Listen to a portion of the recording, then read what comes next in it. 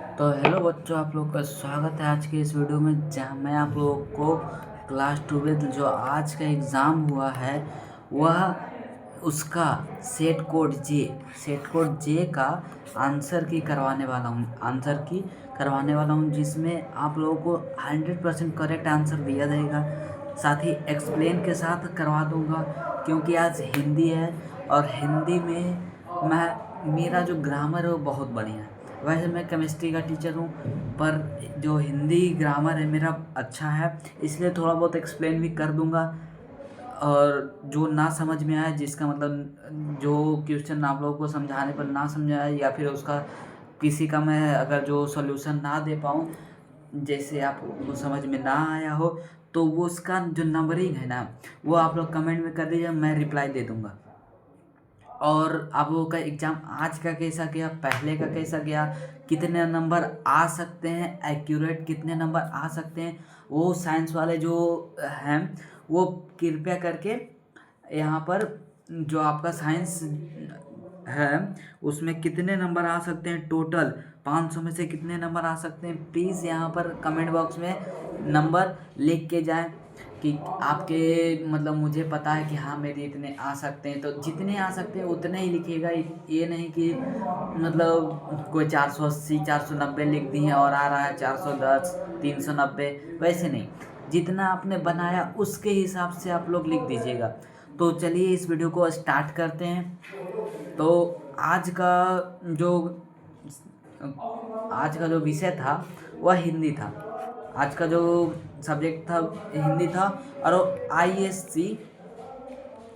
ISC और Icom दोनों के लिए था, यानी इंटरमीडिएट साइंस और इंटरमीडिएट कॉमर्स दोनों के लिए यह जो हिंदी का पेपर वो था। और सेट कोड जे है, मतलब जे से कोई प्रॉब्लम आपको नहीं होना चाहिए, क्योंकि सेट कोड ए रहे, बी रहे, सी रहे, डी, ई, एफ, जी, एच, आई, जे, कोई भी सेट कोड रहे कोई मतलब नहीं है, क्योंकि सब में जो क्वेश्चन रहते हैं ना सेम रहते हैं, बस किसी का इधर रहता है किसी का उधर रहता है। तो ज़्यादा लेट ना करते हुए हम लोग वीडियो को शुरू करते हैं। तो पहले क्वेश्चन से स्टार्ट करते हैं। पहला क्वेश्चन हमारा दिया गया है, यहाँ रहा हमारा पहला क्वेश्चन जो आया है वह आपके बुक से आया हुआ है। तो यहाँ बोला गया है सूरदास भक्ति काल की किस शाखा के कवि है, किस शाखा के कवि है, तो यह कृष्ण भक्ति शाखा के कवि है। कौन है, तो सूरदास है। अगले क्वेश्चन में दिया गया है भृंग लता भुले, पंक्ति में भृंग शब्द का अर्थ क्या है। यह भी आपके जो क्वेश्चन से दिया गया है, मतलब बुक से दिया गया है। तो इसका जो भृंग का मतलब होगा वो भौरा हो जाएगा, भृंग का मतलब भौरा हो जाएगा। ऑप्शन बी राइट हो जाएगा। जिन बच्चों ने ऑप्शन बी टिक किया होगा उनका राइट है, जिन्होंने नहीं टिक किया उनका गलत है। तो जिन्होंने टिक किया वह यस लिखते जाएं, ऑप्शन बी यस। अगले क्वेश्चन में है तुलसीदास का जन्म स्थान कहाँ है। तुलसीदास का जन्म स्थान कहाँ है, तो तुलसीदास का जन्म स्थान जो है वह राजापुर उत्तर प्रदेश में, राजापुर उत्तर प्रदेश में है। अगले क्वेश्चन में दिया गया है तुलसीदास ने प्रबंध काव्य की रचना सामान्यतः किस भाषा में की है, सामान्यतः किस भाषा में की है, तो यह किस भाषा में की गई है, तो अवधी भाषा में की गई है, अवधी भाषा में की गई है। अगले क्वेश्चन में चलते हैं हम लोग। अगले क्वेश्चन में दिया गया है जयशंकर प्रसाद ने कहाँ तक शिक्षा ग्रहण की थी। तो इन्होंने जो शिक्षा की थी वह 7वीं तक की ही शिक्षा की थी। किन्होंने की थी, तो जयशंकर प्रसाद ने 7वीं तक की शिक्षा ग्रहण की थी। अगले क्वेश्चन में दिया गया है जयशंकर प्रसाद किस युग के प्रमुख कवि है, किस युग के प्रमुख कवि है, तो यह छायावाद युग के प्रमुख कवि है। अगले क्वेश्चन में दिया गया कामायनी महाकाव्य की नायिका कौन है। कामायनी महाकाव्य की नायिका कौन है, तो श्रद्धा कामायनी महाकाव्य की नायिका है। अगले क्वेश्चन में है पुत्र वियोग पुत्र वियोग शीर्षक कविता सुभद्रा कुमारी चौहान के किस काव्य संकलन से ली गई है? तो यह जो है वह ये मुकुल से ली गई है। इसमें से देख रहा हूँ मैं बहुत सारे क्वेश्चन मैंने पिछले वीडियो में करवाए थे, आप लोगों ने नहीं देखा। मैं देखा था उस पर 46 व्यूज ही आए थे, नहीं देखा। वह जो थे वो वायरल क्वेश्चन नहीं थे, वह जो थे क्वेश्चंस वह प्रीवियस ईयर क्वेश्चन थे, जिनसे भी क्वेश्चंस आते हैं वायरल करके इसलिए मैंने दिया था, क्योंकि प्रीवियस ईयर अगर जो देता तो कोई नहीं देखते हैं, सब देखते हैं कि वायरल कहाँ है, वायरल कहाँ है, वायरल। इतना बता देना चाहता हूँ, वायरल कोई भी क्वेश्चंस नहीं होते हैं, वायरल नहीं होते इस कारण से क्योंकि पहले जो क्वेश्चन थे, पहले सेंटर से घुसने के पहले क्वेश्चन 10-15 मिनट पहले आ जाते थे, अब नहीं आते। अब क्यों नहीं आते? क्योंकि आप लोगों को पता होगा कि बिहार सरकार ने यह घोषणा की है कि जो भी क्वेश्चन लीक करेगा उसको जेल भी हो सकती है, तथा उसका जो मतलब उसका जो पूरा 10th 12th सब जो उसके पास डिग्री है सब उसकी रद्द भी की जा सकती है। इसलिए वो लोग जो है क्वेश्चन लीक नहीं कर सकते हैं। तो अब क्वेश्चन लीक नहीं होता, वायरल जहाँ लिखा रहेगा समझ लीजिएगा या तो वह प्रीवियस ईयर का क्वेश्चन है, या तो मॉडल पेपर है, या फिर बहुत पहले का क्वेश्चन दिया गया है, मतलब पिछले साल के मॉडल पेपर दे दिया गया है, या फिर कोई भी दे दिया गया हो, पर ओरिजिनल पेपर बिल्कुल नहीं हो सकते। हाँ, वो अपना गेस क्वेश्चन करवा सकते हैं, गेस क्वेश्चन भी आप लोगों को बहुत काम आता है। तो चलिए 9वें क्वेश्चन पर चलते हैं। इसमें दिया गया सुभद्रा कुमारी चौहान ने किस स्कूल में से अपनी प्रारंभिक शिक्षा ग्रहण की? किस स्कूल से अपनी प्रारंभिक शिक्षा ग्रहण की थी?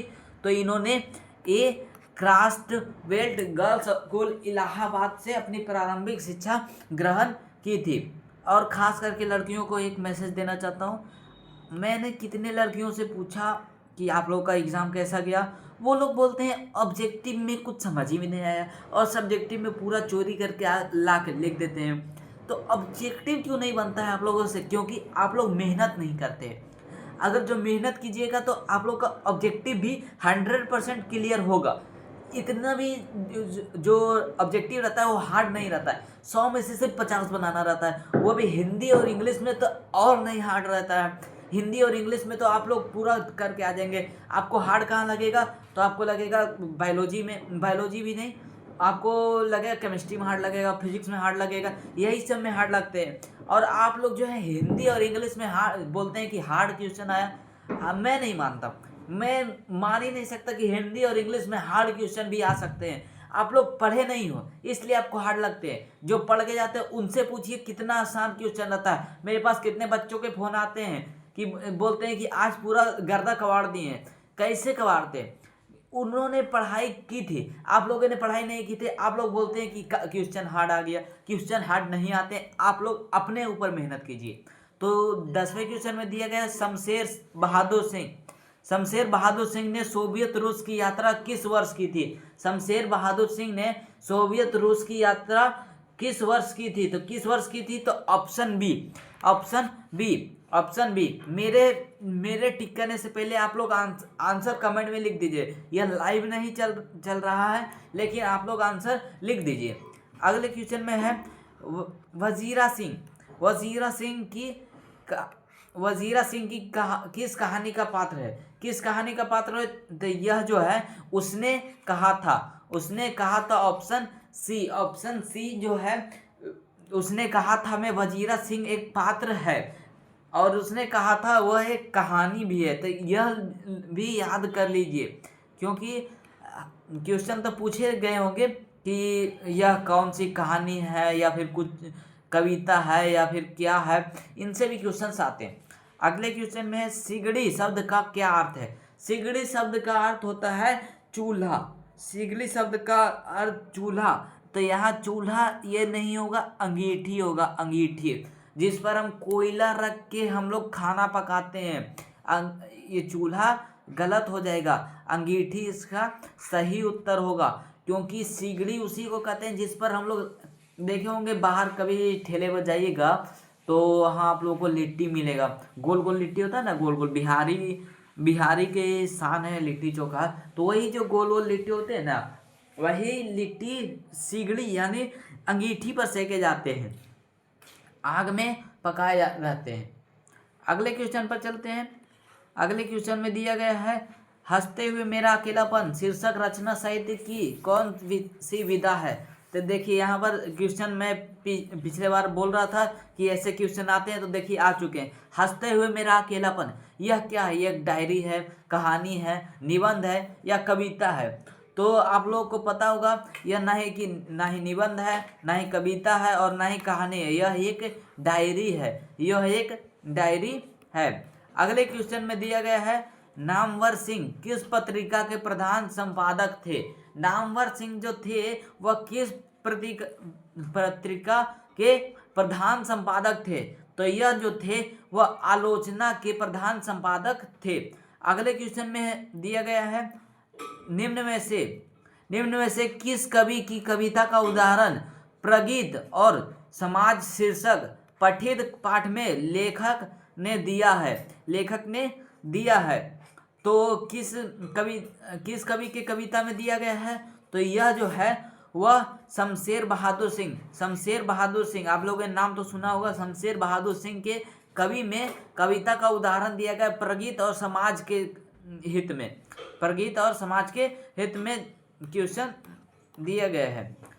अगले क्वेश्चन में गाल बजाना मुहावरे का अर्थ क्या है? यह हम लोग बचपन से पढ़ते आ रहे हैं। गाल बजाना मुहावरे का अर्थ होता है डींग हाँकना। तो आप लोगों को यह क्वेश्चन तो बिल्कुल गलत नहीं हुआ होगा, बिल्कुल आप लोग इसे मार करके आए होंगे कि 16 का एक गाल बजाना, मतलब सेट जे में 16 पर क्वेश्चन पर है, बाकी सेट में अलग अलग जगह पर हो सकते हैं, क्योंकि एक जगह पर इसलिए नहीं देते हैं कि सारे बच्चे बिहार बोर्ड के बैठे होते हैं, और अगर जो आपको सारे एक ही सेट कोड के मिल जाएंगे क्वेश्चन तो आप लोग बगल वाले से चीटिंग कर लेंगे। पर आप लोगों को 1 घंटा इसलिए दिया जाता है कि आप लोग जो अपने माइंड में है, अपने माइंड से कितना क्वेश्चन बना सकते हैं। चोरी तो सभी करते हैं, लेकिन आप अपने माइंड से कितना क्वेश्चन बनाते हैं, इसलिए बिहार बोर्ड सेट जे तक का क्वेश्चन डालता है, क्योंकि आपके 6-7 आगे तक आप लोगों को आपका सेट नहीं मिले। अगले क्वेश्चन में दिया गया है निम्न से कौन जल का पर्यायवाची नहीं है। जल का पर्यायवाची कौन नहीं है? तो जो जल का पर्यायवाची नहीं है वह हो जाएगा डी अंबर। अंबर जो है वह आकाश का है। नीर पानी का पर्यायवाची है। सलील पानी का पर्यायवाची है। उदक पानी का पर्यायवाची है, यानी जल का पर्यायवाची है। और अंबर जो है वह आकाश का पर्यायवाची शब्द है। अंबर को गगन और आकाश ये सब बोलते हैं। अगले क्वेश्चन में दिया गया है निम्न में से कौन द्विगु समास का उदाहरण है। निम्न में से कौन द्विगु समास का उदाहरण है? द्विगु समास का उदाहरण चौराहा है। द्विगु समास का उदाहरण चौराहा है। कैसे? तो आप लोग द्विगु समास पढ़े होंगे जिसमें नंबर आए, जैसे त्रिभुज, चौराहा और पंचभुजा, षष्ठभुज, ये सब जो है वह द्विगु समास में आते हैं, क्योंकि इसमें नंबर आते हैं। चौराहा में 4 नंबर आते हैं, त्रिभुज आकार में 3 आते हैं, षष्ठभुज में 6 आते हैं और अष्टफलकीय में 8 आते हैं। तो यह जो नंबर आते हैं वह द्विगु समास का उदाहरण है। अगले क्वेश्चन में दिया गया है निम्न से कौन पुल्लिंग शब्द नहीं है। कौन पुल्लिंग शब्द नहीं है? तो कौन पुल्लिंग शब्द नहीं है? तो इसमें नदी पुल्लिंग शब्द नहीं है, यह स्त्रीलिंग शब्द है। अगले क्वेश्चन में चलते हैं हम लोग। अगले में पाप का विलोम शब्द कौन है? पाप का विलोम शब्द क्या होगा? पाप का विलोम शब्द पुण्य हो जाएगा। पाप का पुण्य विलोम शब्द हो जाएगा। अगले क्वेश्चन में चलते हैं हम लोग। अगले क्वेश्चन में दिया गया है उषा शीर्षक कविता में शमशेर बहादुर सिंह ने उषा का चित्रण किसके माध्यम से किया है? तो यह बिंबो के माध्यम से किया है। अगले में दिया गया है गजानन माधव मुक्तिबोध का जन्म स्थान कहाँ है? तो इसका जो जन्म स्थान है वह ग्वालियर मध्य प्रदेश में है। अधिनायक पठित पाठ में हर चरना किसका प्रतिनिधि है? तो यह जो है वह आम आदमी का प्रतिनिधि है। आम आदमी का प्रतिनिधि है। रघुवीर सहाय किस शतक के कवि हैं? रघुवीर सहाय किस शतक के कवि हैं? तो यह जो है वह दूसरे शतक के कवि है, दूसरे शतक के कवि है। अगले क्वेश्चन में दिया गया है नौकर की कमीज। नौकर की कमीज के रचनाकार कौन है? नौकर की कमीज के रचनाकार कौन है? तो यह जो है वो विनोद कुमार शुक्ल है। अगले क्वेश्चन में दिया गया है प्यारे नन्हे बेटे को यह शीर्षक पठित पाठ में पिता लोहे के बारे में किससे पूछता है? पिता जो है वह लोहे के बारे में किससे पूछता है? तो यह जो है वह बिटिया से पूछता है, अपनी छोटी सी बिटिया से यह जो लोहे के बारे में वह पूछता है। अगले क्वेश्चन में है अशोक वाजपेयी के माता पिता का नाम क्या है? अशोक वाजपेयी के माता पिता का जो नाम है वह निर्मला देवी और परमानंद वाजपेयी है। यही क्वेश्चन 2017 में भी पूछा गया था। तो यह जो सब क्वेश्चन है वह रिपीटेड रहते हैं, इसलिए मैं बोलता हूँ कि PYQ यानी प्रीवियस ईयर क्वेश्चन भी आप लोग करके जाइए एग्जाम में। तो चलिए अगले क्वेश्चन में बढ़ते हैं। आप लोग तो क्वेश्चन करते नहीं हैं, तो आप लोगों को बोलने से फायदा नहीं। हार जीत शीर्षक पठित पाठ में कौन विजय पर्व मनाने की तैयारी में व्यस्त है?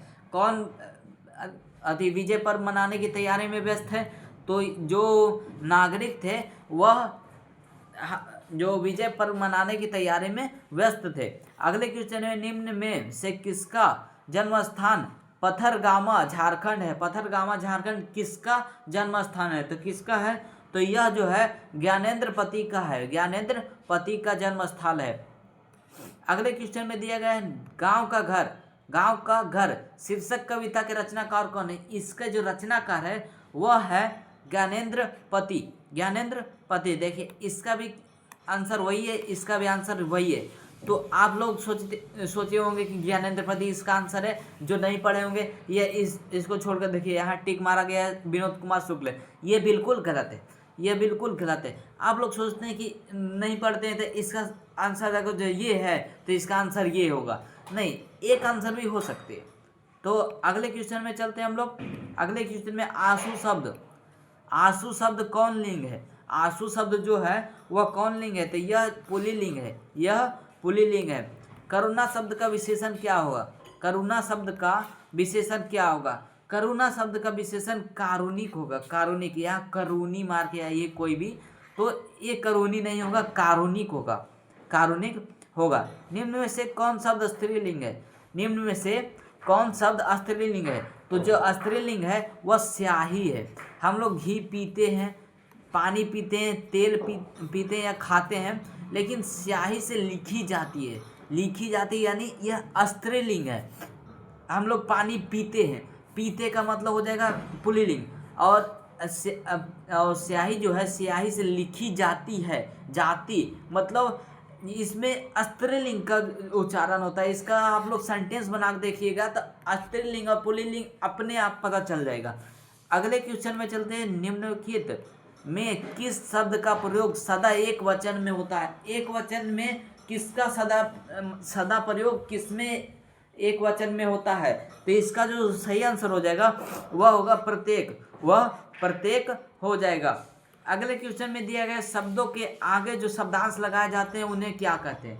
इतना आसान क्वेश्चन दिया गया। शब्दों के आगे जो शब्दांश लगाए जाते हैं उन्हें क्या कहते हैं? तो उन्हें जो कहते हैं वह उपसर्ग कहते हैं।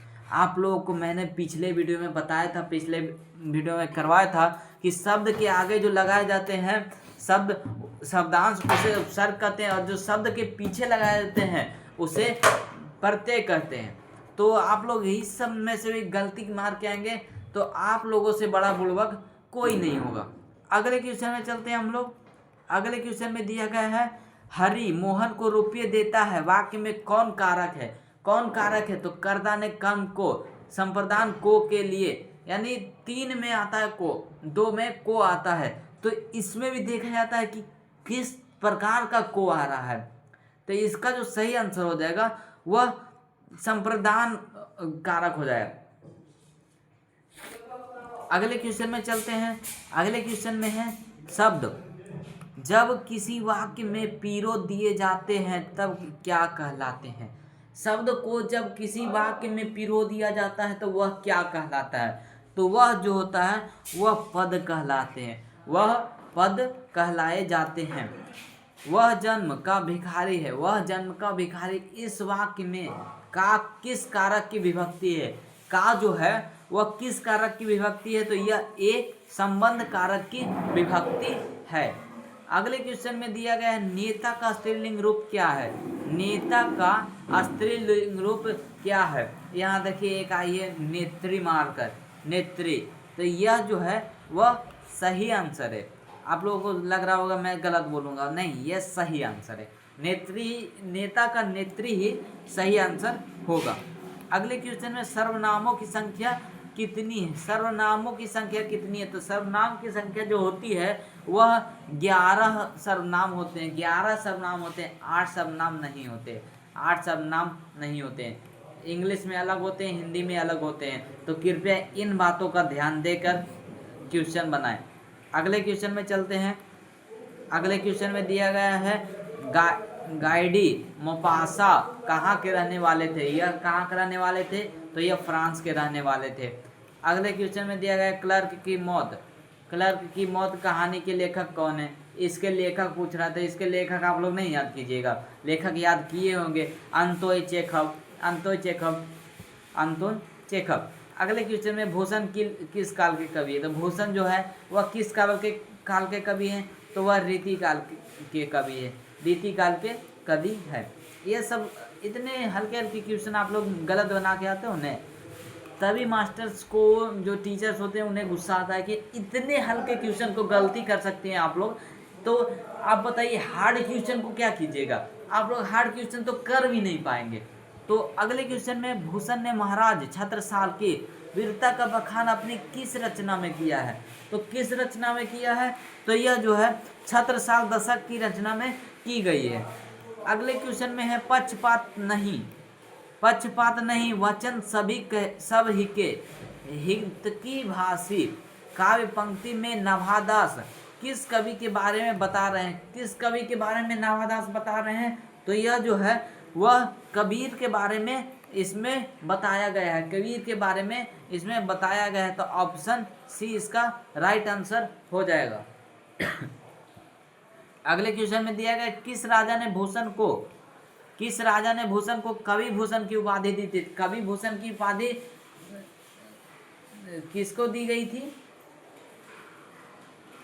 मतलब किस राजा के द्वारा दी गई थी? भूषण को कवि भूषण की उपाधि किस राजा के द्वारा दी गई थी? तो यह जो है राजा रुद्र शाह के द्वारा दी गई थी। अगले क्वेश्चन में है यो मल्लेच बस पर शेर शिवराज है, शेर शिवराज है। पंक्ति में शिवराज किसके लिए प्रयुक्त किया गया है? तो यह जो है किसके लिए प्रयुक्त किया गया है? तो शिवाजी महाराज के लिए प्रयुक्त किया गया है, शिवाजी महाराज के लिए। मुक्तिबोध रचनावली, मुक्तिबोध रचनावली कितने खंडों में प्रकाशित है? कितने खंडों में? तो यह जो है वह 6 खंडों में प्रकाशित है, 6 खंडों में। अगले क्वेश्चन में दिया गया पेशगी कहानी के लेखक कौन है? इतने हल्के हल्के क्वेश्चन लेखक के बारे में पूछ रहे हैं, तो 49 का जो आंसर हो जाएगा पेशगी कहानी के लेखक, पेशगी कहानी के लेखक हेनरी लोपेज है, हेनरी लोपेज। तो अगले क्वेश्चन में चलते हैं जी कृष्णमूर्ति किस शताब्दी के महान दार्शनिक है? तो यह जो है वह किस शताब्दी के महान दार्शनिक थे? तो वह जो थे यह जो थे 20वीं शताब्दी, 20वीं शताब्दी के महान दार्शनिक हैं। कुछ क्वेश्चन का आंसर मुझे भी नहीं पता रहता, भूल जाता हूँ। 51 में जाति शब्द का विशेषण क्या है? जाति शब्द का विशेषण क्या है? तो जाति शब्द का विशेषण जातीय होगा, जाति शब्द का विशेषण जातीय। यह घर मेरा है, यह घर मेरा है, यह वाक्य किस विशेषण का उदाहरण है? यह घर मेरा है, यह घर मेरा है, मेरा। तो यह जो होगा सार्वनामिक विशेषण का उदाहरण होगा, सार्वनामिक विशेषण का। अगले क्वेश्चन में चलते हैं उत्तम पुरुष के अंतर्गत कौन आता है? उत्तम पुरुष के अंतर्गत, तो उत्तम पुरुष के अंतर्गत कौन आता है? वक्ता या श्रोता? तो इसके अंतर्गत वक्ता आता है, उत्तम पुरुष दिया गया है तो वक्ता ही आएगा। अगले क्वेश्चन में चलते हैं। अगले क्वेश्चन में है निजवाचक सर्वनाम का प्रयोग नीचे किस वाक्य में हुआ है। निजवाचक सर्वनाम का प्रयोग नीचे किस वाक्य में हुआ है, तो किस वाक्य में हुआ है, तो यह आप भला तो जग भला, आप भला तो जग भला वाक्य में प्रयुक्त हुआ है। अगले क्वेश्चन में चलते हैं। अगले क्वेश्चन में दिया गया है निम्नलिखित में कौन अविकारी शब्द है। निम्नलिखित में कौन अविकारी शब्द है, तो अविकारी कौन है, तो अव्यय, अविकारी अव्यय होगा। अगले में क्रिया का मूल क्या है, क्रिया का मूल क्या है, तो क्रिया का जो मूल हो जाएगा वह धातु, वह धातु जो क्रिया का मूल हो जाएगा। अगले क्वेश्चन में दिया गया मोहन मुझसे किताब लिखाता है। यह भी मैंने क्वेश्चन पिछले वीडियो में करवाया था। आप लोग देखते नहीं हो वीडियो और कहते हो कि मेरा इतना में से इतना नहीं आया, इतना नहीं आया, तो प्लीज़ ना वीडियो देख लीजिए पहले ना, उसके बाद जाके मारिए क्वेश्चन। नहीं बनता है तो आप आके कमेंट में जो कुछ लिखना लिख सकते हैं। मोहन मुझसे किताब लिखाता है, इस वाक्य में कौन क्रिया है, इस वाक्य में कौन क्रिया होगा, तो इस वाक्य में जो क्रिया होगा वो प्रेरणार्थक क्रिया होगा। प्रेरणार्थक क्रिया, इतना आसान क्वेश्चन है सारे के सारे, आप लोग मारते नहीं हो और बोलते हो कि जो एग्जाम है वो टफ गया है। टफ नहीं जाता, आप लोग पढ़ते नहीं हो। ध्वनियों के मेल, ध्वनियों के मेल से बने सार्थक वर्ण समुदाय को कहते क्या है, सार्थक वर्ण समुदाय को क्या कहते हैं, तो वर्ण समुदाय को जो कहते हैं वह शब्द कहते हैं, वह शब्द कहते हैं। अगले क्वेश्चन में है जिन शब्दों की उत्पत्ति का पता नहीं चलता, जिन शब्दों की उत्पत्ति का पता नहीं चलता उन्हें क्या कहते हैं, उन्हें क्या कहते हैं, तो उन्हें जो कहते हैं वह सी देशज, सी देशज इसका राइट आंसर हो जाएगा। अगले क्वेश्चन में रचना के अनुसार शब्द के कितने प्रकार होते हैं, रचना के अनुसार शब्द के कितने प्रकार होते हैं, तो यह कितने प्रकार के होते हैं, तो यह 3 प्रकार के होते हैं।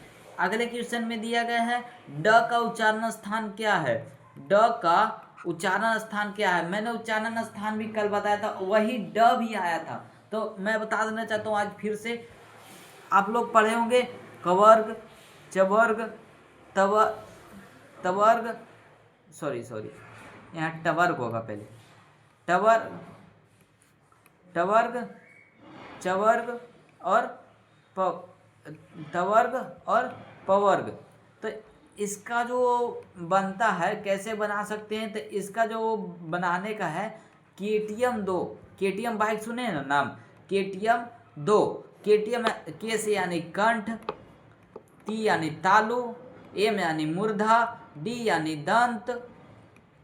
दंत और ओ यानी ओष्ठ, ओ यानी ओष्ठ हो जाएगा।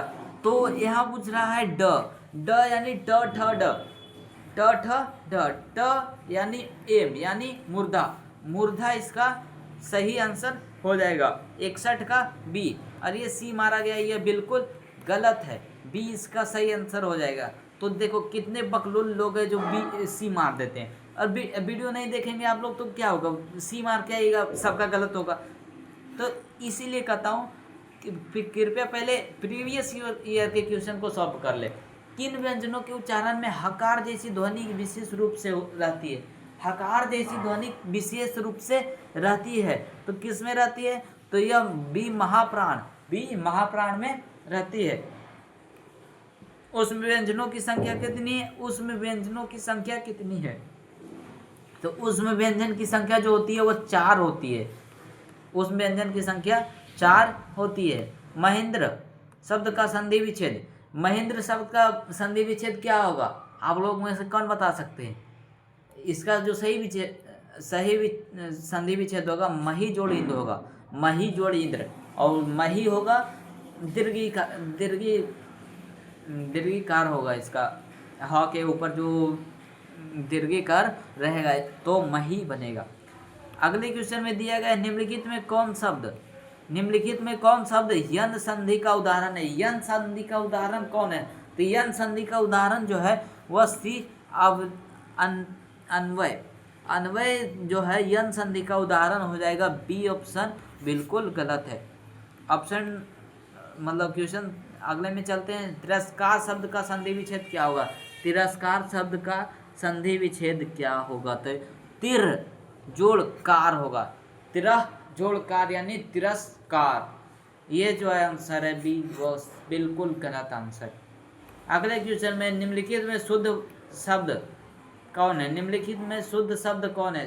तो जो शुद्ध शब्द है वह सी उपयुक्त हो जाएगा, सी उपयुक्त होगा, उपरोक्त भी गलत है।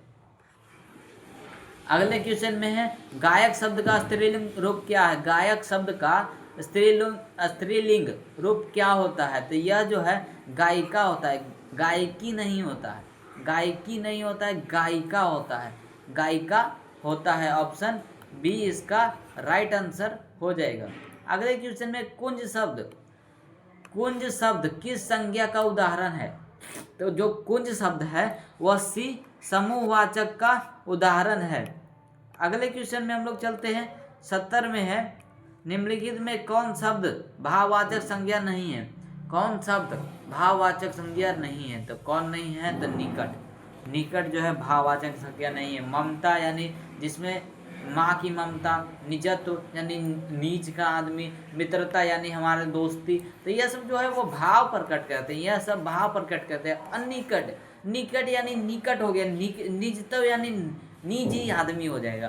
तो इसलिए इसका सही आंसर हो जाएगा बी, इसका सही आंसर बी हो जाएगा।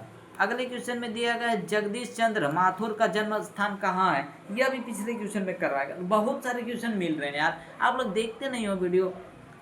जगदीश चंद्र माथुर का जन्म स्थान कहाँ है? तो जगदीश चंद्र माथुर का जन्म स्थान जो होगा शाहजहांपुर उत्तर प्रदेश में होगा, शाहजहांपुर उत्तर प्रदेश में। अगले क्वेश्चन में घर छोड़ने के बाद भगत सिंह कानपुर में किसके पास गए यानी आए या गए जो भी हो, तो इस यह गणेश शंकर विद्यार्थी के पास गए थे।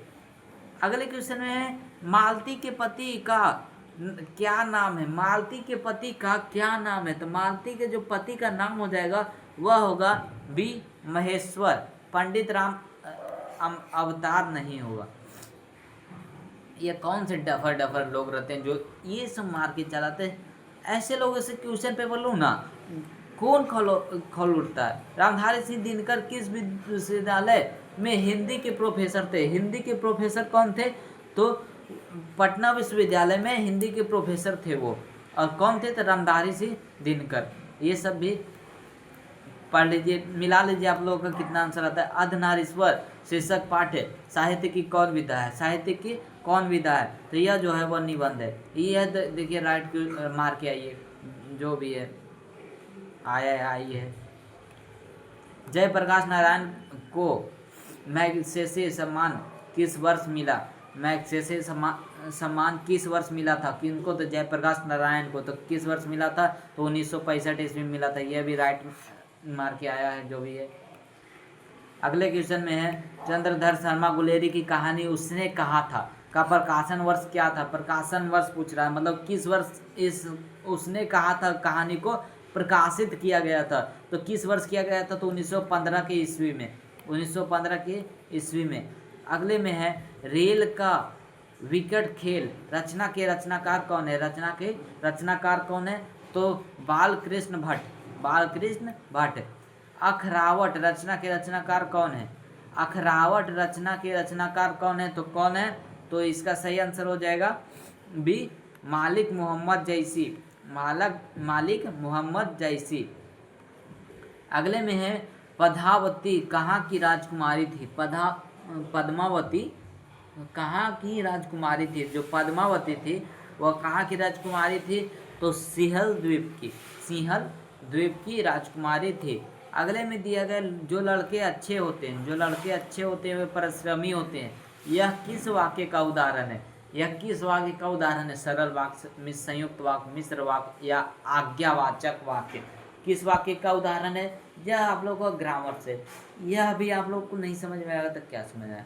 यह एक मिश्र वाक्य का उदाहरण है। मिश्र वाक्य का उदाहरण है मैंने आम खाया है, मैंने आम खाया, यह वाक्य किस काल का उदाहरण है? खाया है, खाया है यानी थोड़ा पहले खाया है, तो भूत में चला गया। तो भूत में भी सामान्य भूत, पूर्ण भूत, संदिग्ध भूत या आसन्न भूत। तो इसका जो सही आंसर हो जाएगा ना आसन्न भूत हो जाएगा, आसन्न भूत जो थोड़ी देर पहले किया गया हो। निम्नलिखित में कौन तद्भव शब्द है? कौन तद्भव शब्द है? तो तद्भव शब्द क्या है? वो कहते हैं ना, संस्कृत में हिंदी के बिगड़े हुए शब्द को तद्भव कहते हैं। तद्भव का तत्सम के बिगड़े हुए रूप को तद्भव कहते हैं। और तत्सम किसे कहते हैं? तो संस्कृत में हिंदी में किए गए इसी कुछ बोलते हैं तत्सम। क्योंकि मैं उतना हिंदी पढ़ता हूँ नहीं हूँ, मैं केमिस्ट्री का टीचर हूँ, तो मुझे केमिस्ट्री ज़्यादा पता है, हिंदी के बारे में उतना कुछ खास पता नहीं है। तो इसका जो सही आंसर हो जाएगा 83 नंबर का, वो हो जाएगा फूल। कौन तद्भव है? तो फूल इसका सही आंसर होगा, क्योंकि इसका तत्सम पुष्प होता है। पुष्प इसका तत्सम होता है। निम्नलिखित में शुद्ध वाक्य कौन है? निम्नलिखित में जो शुद्ध वाक्य है वह कौन है? तो मैं आपके दर्शन करने आया हूँ, मैं आपके दर्शन करने आया हूँ। तो किसके? तो भगवान के दर्शन करने आ जाते हैं ना सब। समाचार शब्द का प्रयोग सदैव किस वचन में होता है?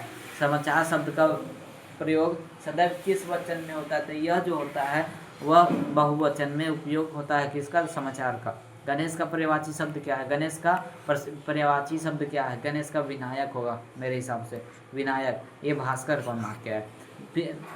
कौन कौन उठता है यार इन सब के क्वेश्चन देख करके। अगले क्वेश्चन में है आज्ञ। आज्ञ का विलोम शब्द क्या है? आज्ञ का विलोम शब्द, आज्ञ का विलोम शब्द क्या होगा? तो विज्ञ होगा। आगे का विज्ञ होगा, यह राइट है। क्या बता कितना आंसर आएगा इन सब का? क्या बोलूं। जो नष्ट होने वाला है के लिए शब्द क्या है? जो नष्ट होने वाला है उसके लिए दुर्लभ होगा। वाह, दुर्लभ होगा, नश्वर होगा, नश्वर। दुर्लभ नहीं होगा, दुर्लभ नहीं होगा, नश्वर होगा। Option B, option B. पढ़ो पढ़ो तभी आंसर आएंगे। सब सारे सही मारोगे। अंगूठा दिखाना मुहावरे का अर्थ क्या है? अंगूठा दिखाना मुहावरे का अर्थ क्या होगा? तो इसका जो अर्थ होगा वह सी, समय पर धोखा देना। समय पर धोखा देना। जैसे कोई धोखा देता है, अंगूठा दिखा देता है, ले चिढ़ा रहा है, तो समय पर धोखा दे देता है। जब जिस समय आपको साथ देना चाहिए उस समय आप लोग धोखा दीजिएगा, तो वही होता है अंगूठा दिखा देना, अंगूठा दिखाना, दिखा देना, जो भी। अगले क्वेश्चन में घर की मुर्गी दाल बराबर कहावत का क्या अर्थ है? देखिए, कहावत का अर्थ पूछा, घर की मुर्गी दाल बराबर। घर की मुर्गी दाल बराबर यानी अपने आदमी को कम महत्व देना। जैसे कोई होता है ना, अपने पुत्र या पुत्री को कम महत्व दे के दूसरे के पुत्र या पुत्री को बोलते हैं, देखिए वो फलाना बेटा इसी के लिए, चिलाना बेटा इसी के। अरे आपका बेटा पर ध्यान दीजिए ना, आप अपने बेटे पर ध्यान दीजिए। दूसरा का बेटा क्या कर रहा है, समाज वाले क्या कर बोलेंगे, ये सब क्या आप लोग क्या बोले। अब अगले क्वेश्चन में चलते हैं। प्रचार शब्द में कौन उपसर्ग है? प्रचार शब्द में कौन उपसर्ग है? तो प्रचार शब्द में जो उपसर्ग है वह प्र है, वह प्र है। क्योंकि प्र हटाने पर चार यानी चार कोई शब्द का मतलब पूर्ण शब्द का निर्माण होता है। सुयंस शब्द में कौन उपसर्ग है? सुयस शब्द में कौन उपसर्ग है? तो इसमें जो है वह सु हो जाएगा। सु इसका सही आंसर हो जाएगा, क्योंकि यश यानी तेजस्वी, यही सब बचते हैं। विद्वान शब्द में कौन प्रत्यय है? विद्वान शब्द में कौन प्रत्यय है? तो विद्वान शब्द में मान प्रत्यय हो जाएगा, मान। हाँ, सही आंसर मार्क किया है, जो भी मार्क किया है। अगले क्वेश्चन में पाश्चात्य शब्द में कौन प्रत्यय है? पाश्चात्य शब्द में कौन प्रत्यय है? तो इसमें जो प्रत्यय हो जाएगा वह ऑप्शन बी त्यय होगा, ऑप्शन बी त्यय। कुल शब्द का कौन विशेषण है? कुल शब्द का कौन विशेषण है? कौन विशेषण है? तो बी कुलीन, बी कुलीन। कूली नहीं होगा, कुल का कुलीन होता है। कूली यानी ये जो हो जाते हैं ढोने वाले कपड़े, मतलब जो हमारे स्टेशन पर सामान वान ढोते हैं वो कूली होते हैं। अगला है आजन्म शब्द में कौन समास है? आजन्म शब्द में कौन समास है? तो इसमें जो समास है वह अवयवी भाव समास है, अवयवी भाव समास है। अगले क्वेश्चन में है किस समास में अंतिम पद प्रधान होता है? किस समास में अंतिम पद प्रधान होता है? अंतिम पद तत्पुरुष का प्रधान होता है। अगले में सतसई शब्द में कौन समास है? सतसई शब्द में कौन समास है? तो इसमें जो समास है वह द्विगु समास है, द्विगु समास है। अगले में है देव का मारा वह, देव का मारा वह में कौन पदबंध है? में कौन पदबंध है? तो इसमें जो है सर्वनाम पदबंध हो जाएगा, सर्वनाम पदबंध हो जाएगा। अगले में है रचना की दृष्टि से वाक्य के कितने भेद होते हैं। रचना के दृष्टि से वाक्य के कितने भेद होते हैं, तो वाक्य के 3 भेद होते हैं रचना की दृष्टि से। यहीं तक हमारा 100 क्वेश्चन समाप्त हो गया। 100 क्वेश्चन यानी 50 मार्क्स आपका बिल्कुल हो गया है। तो आपका 50 मार्क्स में कितना मार्क्स आया ये आप लोग कमेंट में ज़रूर लिख दीजिएगा। कमेंट में आप लोग आपका कितना मार्क्स आया और 12th में आपका कितना मार्क्स आने की संभावना है वो भी लिख दीजिएगा। किसी का 450, किसी का 490, 480, यही टॉपर ना होते हैं। 480 490 जो लाते हैं वही टॉपर ना होते हैं। 450 प्लस नंबर लाओ, 400 प्लस नंबर लाओ तो आप लोग बेहतर हो। 375 प्लस नंबर लाने वाले को मैं बेहतर मानता हूँ, इससे कम लाने वाले को मैं बेहतर नहीं मानता। आप लोग सेकेंड के बराबर हो जाओगे। फिर सेकेंड लाओ या 375 नंबर से कम लाओ, मेरे नज़र में आप लोग सेकेंड ही रहोगे। क्योंकि 375 नंबर 75% होता है, 75% नहीं ला सकते तो क्यों पढ़ते हो यार तो आप लोग। तो वीडियो के कमेंट में आपका जितना नंबर आया लिख दीजिएगा और कितना नंबर आने की संभावना है सब लिख दीजिएगा। और अगर जो किसी क्वेश्चन में आप लोगों को नहीं समझ में आ रहा है तो वो भी आप लोग लिख दीजिएगा, नंबरिंग कर दीजिएगा, मैं बता दूंगा सारे क्वेश्चन। तो चलिए मिलते हैं अगले वीडियो में अगले साल आपके भाई बहन के साथ।